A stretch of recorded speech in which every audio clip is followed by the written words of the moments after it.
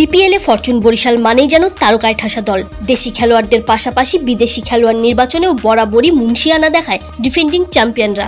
গেল আসরেও দলের হয়ে খেলে গেছেন শাহিন আফ্রিদি, মোহাম্মদ নবী, কায়েল মায়ার্স, ফাহিম আশরাফের মতো তারকারা। এবারও ড্রাফটের বহু আগেই 6 বিদেশিকে দলে ভিড়িয়ে ফেলেছে তামিম ইকবালের দল।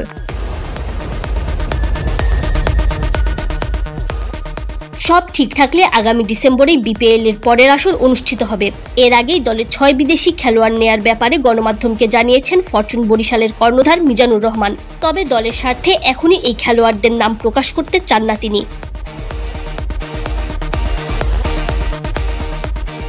এ প্রসঙ্গে মিজানুর বলেন, ফরচুন বরিশালের হয়ে আমরা ইতোমধ্যেই 6 জন খেলোয়াড়ের সঙ্গে চুক্তি সম্পন্ন করেছি।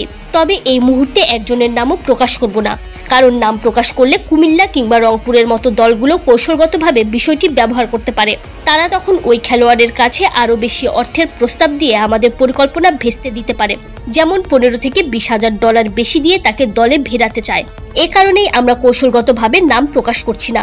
যেদিন মাঠে নেমে খেলবে সেদিনই সবাই জানবে সে কে।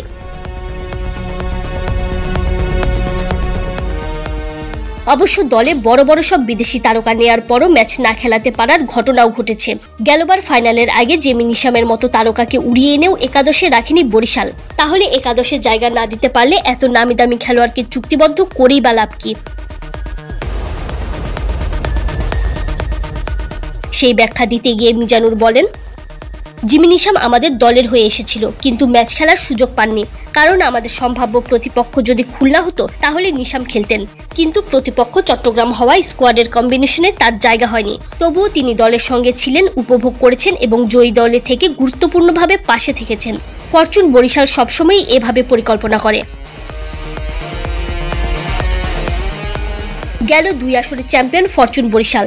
দলের আশা টানা তৃতীয়বারের মতো বিপিএল শিরোপা উঁচিয়ে ধরা। সে লক্ষ্যেই আগেভাগে দল গোছাচ্ছে তারা।